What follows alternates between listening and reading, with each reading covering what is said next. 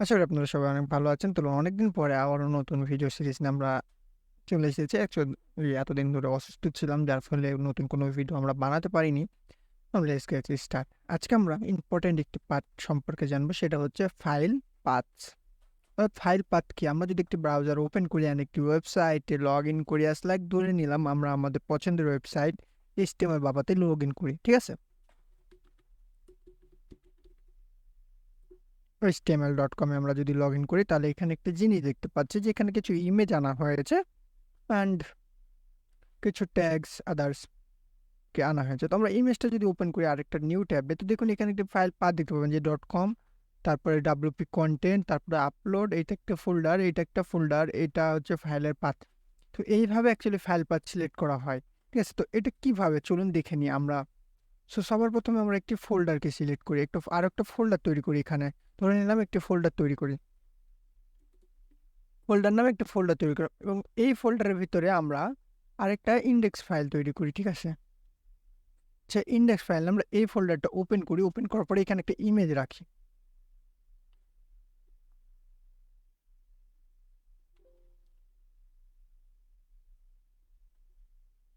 এই ফোল্ডারটা তৈরি করে আমরা এর ভিতরে একটা ইমেজ রাখি। এখান থেকে আমরা একটা ইমেজ নিয়ে আসি,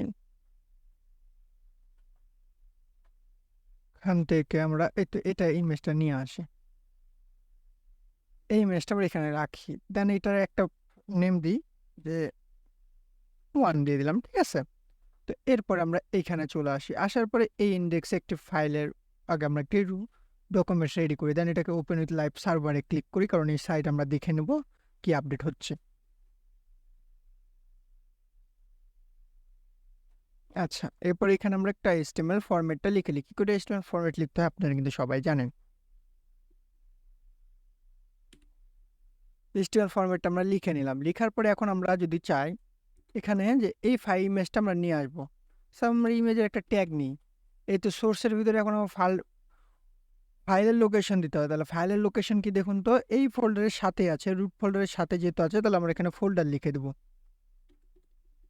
ফোল্ডারের পরে অর্থাৎ আমাদেরকে একটি ফোল্ডারের ভিতরে ঢুকতে হবে। তাহলে ফোল্ডারের ভিতরে কি করে ঢুকবো? এখানে একটা স্ল্যাশ দিলাম, স্ল্যাশ দিয়ে সেভ করলে আমরা ফোল্ডারের ভিতরে ঢুকে গেছি কিন্তু, ঠিক আছে? আমরা ফোল্ডারের ভিতরে ঢুকে গেছি। এরপরে এখানে যদি 1.png দিয়ে দেন, অর্থাৎ ফাইলের নামটা দেন, এখানে যদি 1.png দিয়ে সেভ করেন, তাহলে কিন্তু আপনার ফাইলের ভেতরে থাকা ইমেজটা পেয়ে যাবে। এর ভিতরে যদি আরও একটি ফোল্ডার থাকতো, আমরা আরও একটি ফোল্ডার তৈরি করি, ফোল্ডার 2 নামে। এই 2টা আমরা কি করে সিলেক্ট করতাম? এই 2টা আমরা এইভাবে সিলেক্ট করতাম, এর ভিতরে থাকা অর্থাৎ প্রথম ফোল্ডারের ভিতরে থাকা দ্বিতীয় ফোল্ডারটা লিখে দিতাম ফোল্ডার 2। দ্বিতীয় ফোল্ডারের ভিতরে থাকা যদি কোনো ফাইল সিলেক্ট করতে হয়, তাহলে এইভাবে আমরা এখানে সেই ফাইলের নামটা সিলেক্ট করলে এখানে চলে আসতো। তো এখন দেখা যাচ্ছে যে আপনারা চাইছি যে একটা ফোল্ডারের ভিতরে আছি, ধরে নিই আমরা এইটাকে একটু কাস্টমাইজ করে আসি। তো আমরা এই ইমেজটাকে নিলাম, নেওয়ার পরে ইমেজটাকে আমরা এইখানে রাখলাম অ্যান্ড এইটাকে নিয়ে আমরা ফোল্ডার 3 এর ভিতরে রাখলাম। সো আমরা এখন আমাদের কোড এডিটরটা ওপেন করে নিই। ওপেন করার পর যেহেতু এটা এখানে আছে, তো সেহেতু এখন কিন্তু সে আর ইমেজটা পাবে না। দেখুন, ক্যান নট গেট index.html, কারণ সে প্রথমে index.html পায়নি। সো আমরা এইখান থেকে আমরা এইটাতে ক্লিক করব, না মাইক্রোসফট ইজ ওপেন করব, সরি মাইক্রোসফট ইজ ওপেন করলাম। তো দেখুন এখানে আমাদের ফোল্ডার 2 এর ভিতরে থাকা index.html পেয়ে গেছে। সো এইখানে এখন আমরা ইমেজটা কি করে শো করাবো? ইমেজ শো করানোর জন্য ডবল ডট স্ল্যাশ দিলে একটি ফোল্ডার আগে আসে, অর্থাৎ আমাদের এখানে 2টা ফোল্ডার আছে, আমাদেরকে 2টা ফোল্ডার থেকে বাড়াতে হবে। তাহলে একটা ফোল্ডার থেকে আমরা বেরিয়ে এসেছি, আরও একটা ফোল্ডার থেকে বাড়াতে হবে।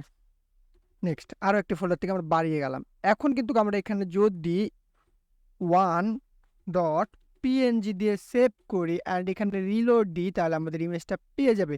একটি ফোল্ডার থেকে বাড়াতে হলে ডবল ডট স্ল্যাশ একবার এবং 2টি থেকে বাড়াতে হলে 2টি এবং ফাইল নেম। এই হচ্ছে আমাদের ফাইল পাথ সম্পর্কে ডিটেলস। তো আজকের ভিডিওটা এই পর্যন্ত আমরা রাখলাম, পরবর্তী ভিডিওতে আবার আপনাদের সাথে দেখা হবে।